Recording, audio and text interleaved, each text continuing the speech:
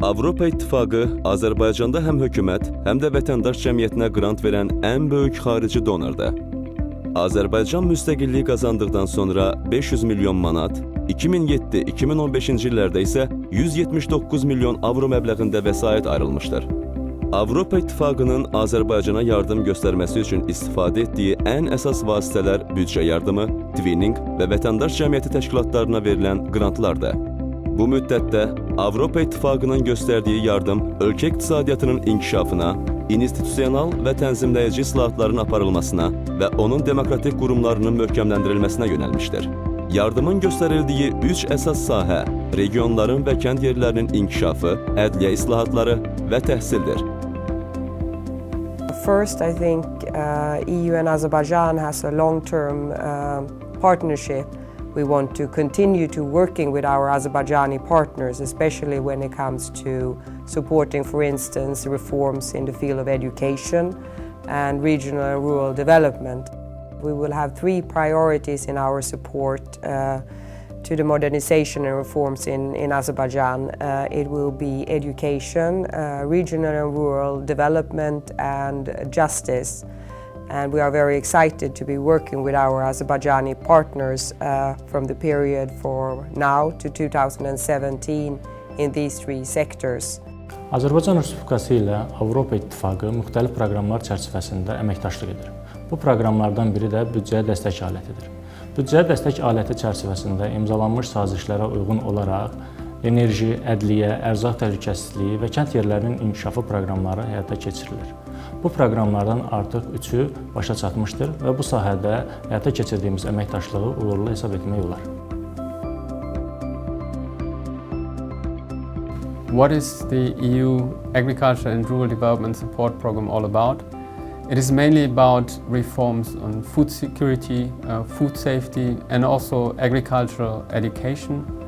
Məqsəd ərzaq təhlükəsizliyi, qida təhlükəsizliyi və baytar nəzarətini təmin etməklə kənd təsərrüfatı və kənd yerlərinin davamlı inkişafını təşviq etmək olmuşdur.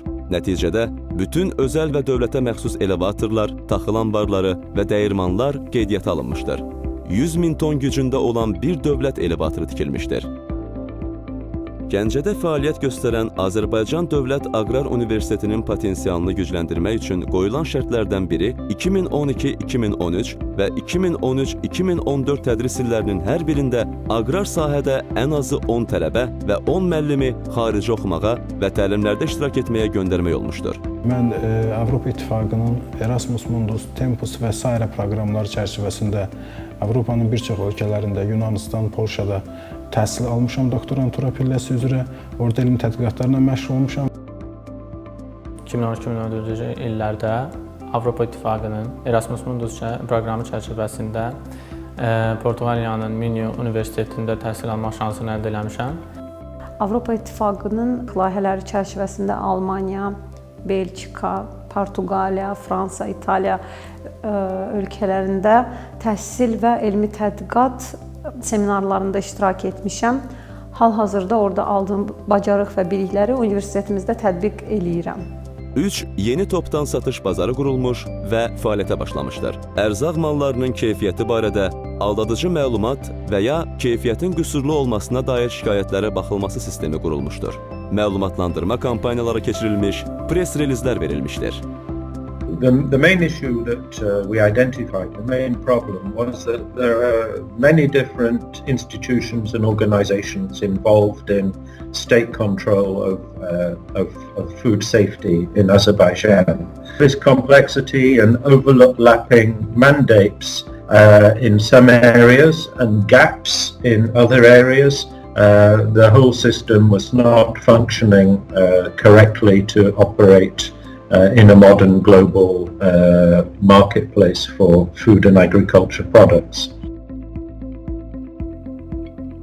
After a lot of consultation and discussion with various stakeholders, and in line with international best practices, we recommend that the government of Azerbaijan should adopt an objective of, by 2024, establishing a national Azerbaijani food safety authority, which would receive the mandates from some of these different organizations and unify them in a unitary and coherent body which would operate under the responsibility of the Cabinet of Ministers. İcrası başa çatmaqda olan layihənin köməkliyi ilə 2025-ci ilə qədər bir dövrü əhatə edən fəaliyyət planı tərtib olunmuşdur. Bundan başqa bu plana uyğun olaraq kadr hazırlığı məsələləri, xüsusən Kənd Təsərrüfatı Nazirliyi strukturlarına daxil olan Dövlət Baytarlıq Nəzarət Xidmətində və Fitosanitar Nəzarəti Xidmətində davamlı planlı şəkildə kadr hazırlığı məsələləri yerinə yetirilməyə başlayıb. Avropanın Qida Təhlükəsizliyi Agentliyi ilə əməkdaşlıq qurulub və bunun köməkliyi ilə xaricdə mütəmadi olaraq bir çox mütəxəssis hazırlıq sahəsində kurslarda iştirak edirik. We have been able, together with the Azerbaijani government in the last 4 years, to help the Azerbaijani population to benefit from better food, affordable food, high quality food that is more in line with international food safety standards. I think the important thing of this operation is that this is not a normal project. A normal project, we have money, we have activities, we have results. Here we had big objectives.